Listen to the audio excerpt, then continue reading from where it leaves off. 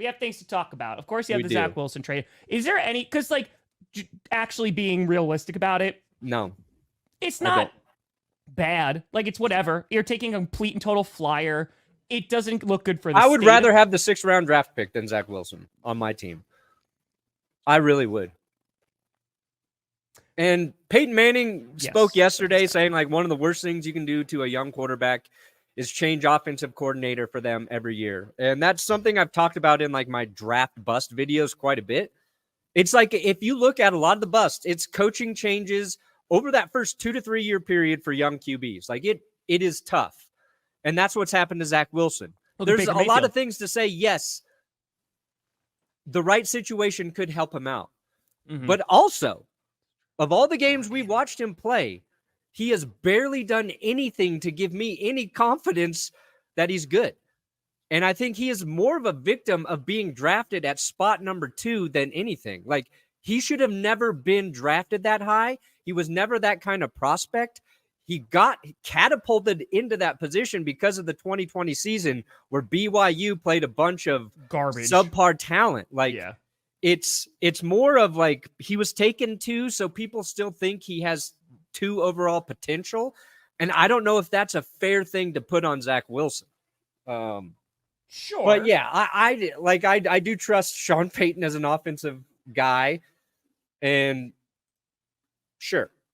But like for this current team, I see no real benefit other than he's going to basically, if we draft a quarterback tomorrow or the next day, Zach Wilson might be the 3rd quarterback on our roster ahead of Ben DiNucci, which I also have conflicted feelings about, obviously.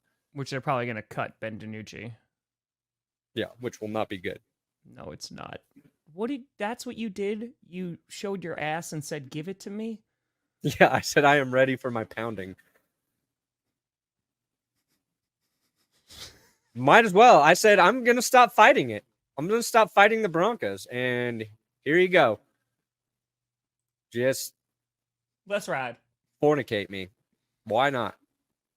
Again, but I also said now if we take a quarterback, this is irrelevant. Like, who cares? But I'm still in that window where I don't know what my team's going to do. And according to the draft rumors, Tom, the Denver Broncos are heavily considering trading up. They have got the plan. They are going to get up to get their guy.